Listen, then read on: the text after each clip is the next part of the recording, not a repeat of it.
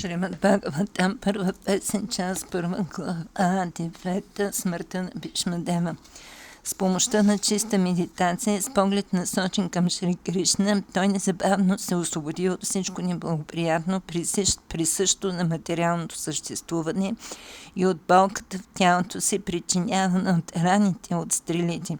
По този начин всички външни дейности на сетивата му спряха и докато напускаше материалното си тяло, той отправяше трансцендентални молитви към повелителя и господаря на всички живи същества.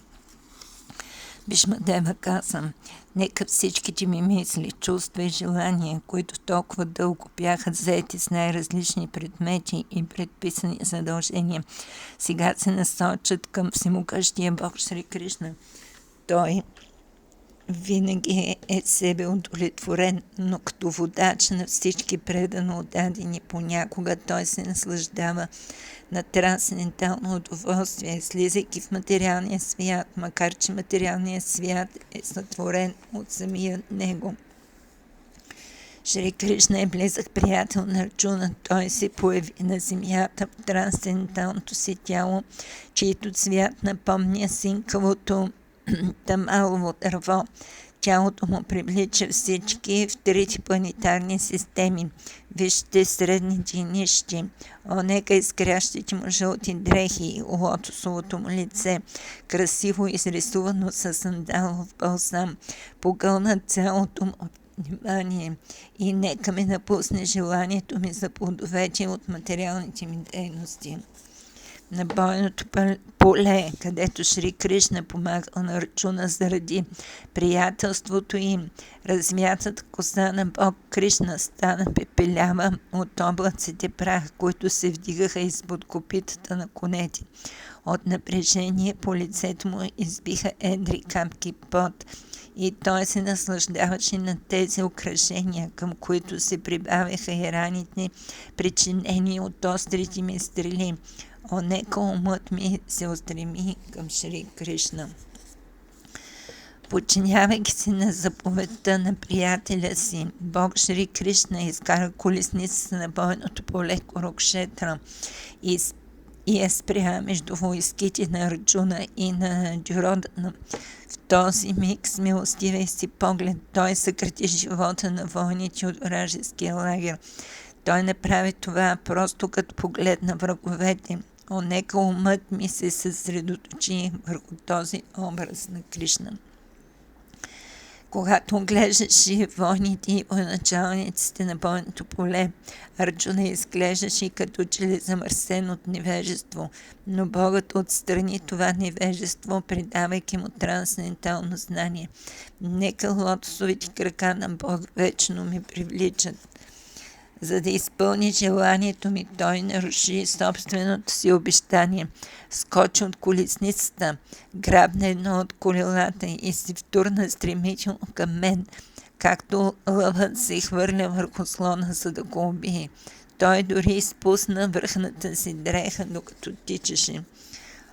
Дано Бог Шри Кришна, божествената личност, който дава освобождение, стане крайна цел на всичките ми стремежи. На бойното поле той ме нападна заради раните, които му нанесоха острите ми стрели. Щитът му бе разбит на парчета, а тялото му бе обляно в кръвта от раните. Нека в мига на смъртта ми ме привлича само Шри Кришна, божествената личност.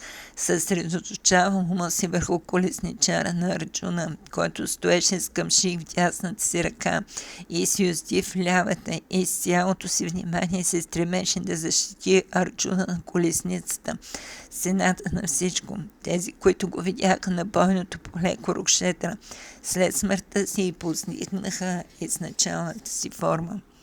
Нека мислите ми се съсредоточат върху Бог Шри Кришна, чието движения и любовни усмивки привличат девойките на Враджа Дама.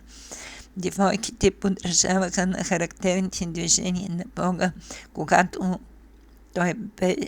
той беше изчезнал след танца раса.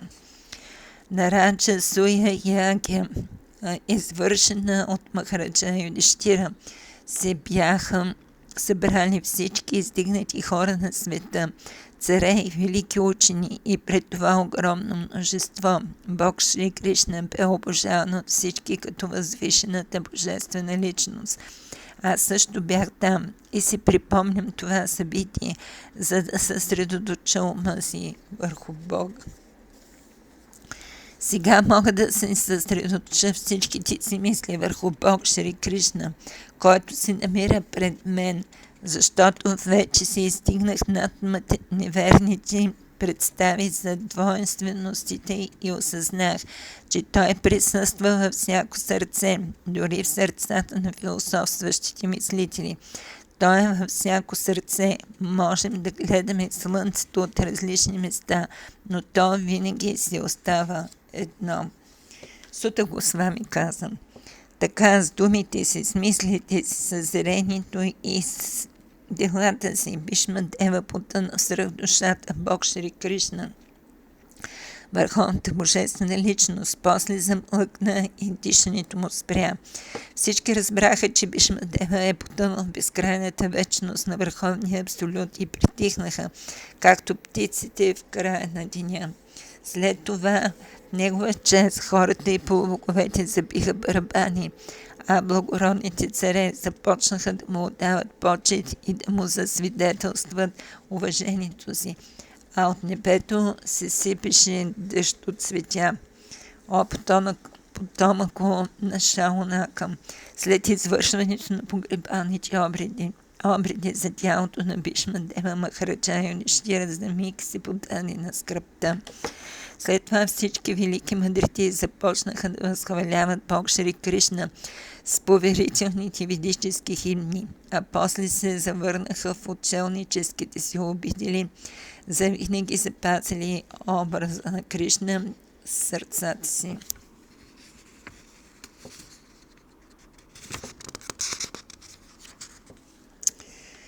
След това Махараджа Юдхиштира веднага замина за столицата си Хастинапура, съпровождана на Бог Шри Кришна, и там утеши чичо си и леле си Гандари, която беше много аскетична жена. След това велики религиозен цар Махараджа Юдхиштира започна да управлява царството, като строго се придържа към законите и правилата за царуване, одобрени от чичо му и потвърдени от Бог Шри Кришна. Така завършва коментарите на Бхактивиданта върху 9 глава от първа песен на Шримад Бхагаватам, наречена Смъртта на Бишма Дева в присъствието на Бог Кришна.